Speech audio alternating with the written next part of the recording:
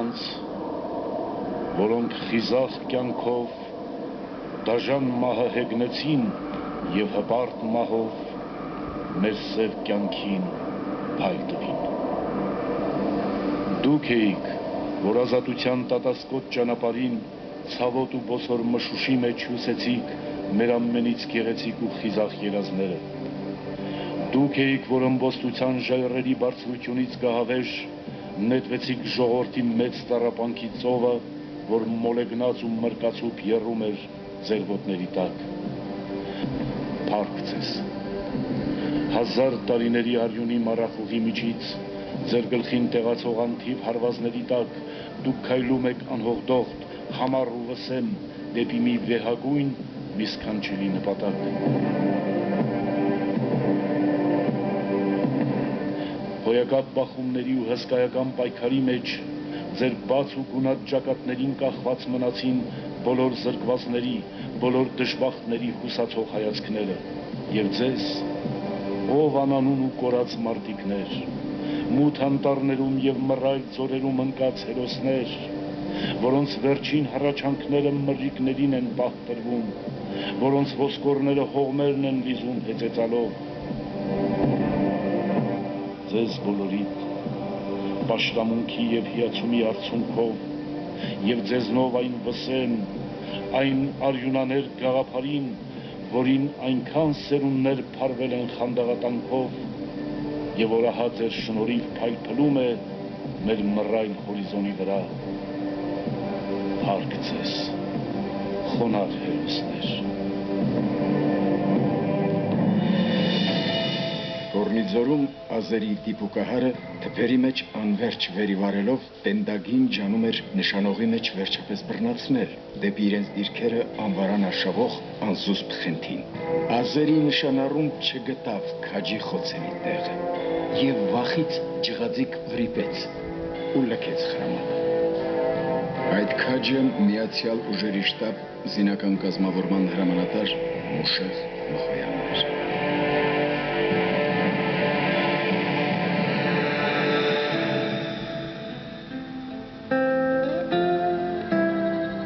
Մուշեղ Մխոյան, ողջ։ Տարերքի պես շառաչուն ու անդրդվելի հանդգնությամբ նվիրյալ ռազմիկ,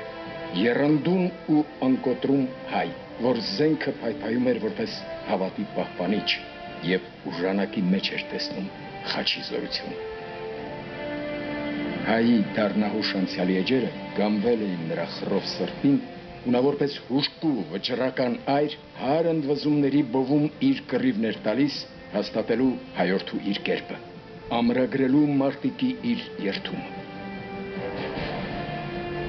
Փլուզվեց խորհուրդների կայսրության թվացյալ հավերժություն։ Եկել էր ամեն ինչ իր անունով կոչելու ժամանակը։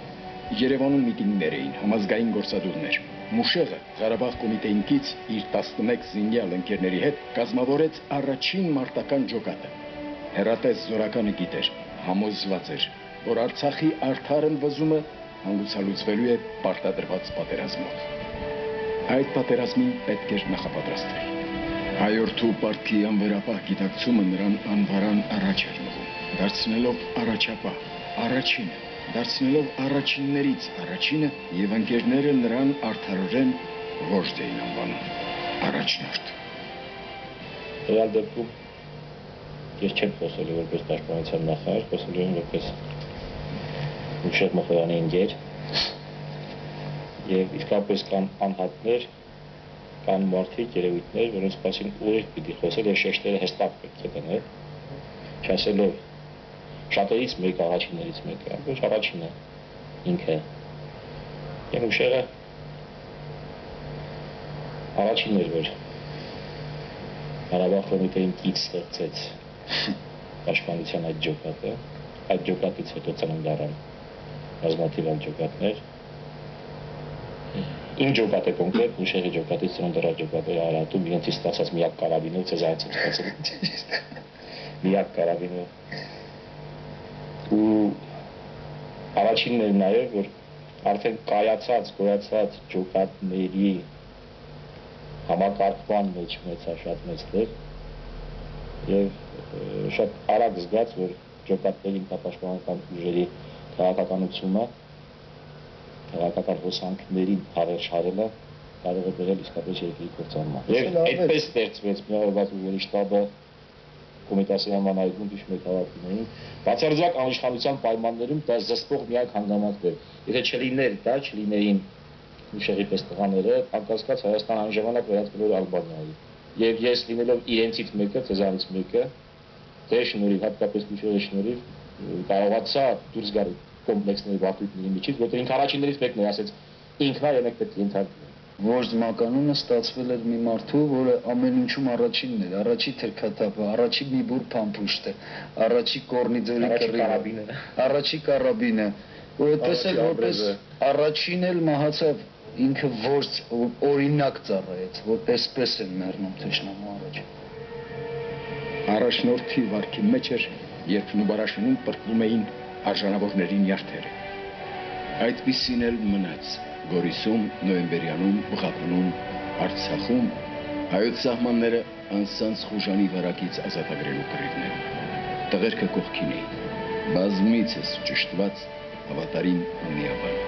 Ու նրանց հետ Վոժդը կազմակերպեց Իջևանի, Գորիսի ու Վարդենիսի գյուղերի թրքաթափումը։ Գորիսի մարտագծում ճողոպրող ազերիներին հետապնդելիս դեմ հանդիպան բախվեց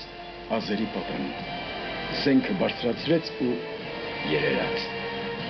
Սառնասիրտ, վրիժակ հոգին մեն մի անգամ երերաց։ Անկախ ամեն ինչից հայր էր ու գիտակցումն այդ նրան այլ վարքի բերեց։ Օպերայի հրապարակում դեռ ընթանում էին համազգային միտինգները, դեռ շարունակվում էին քննարկվել Արցախը փրկելու տարաբնույթ եղանակները։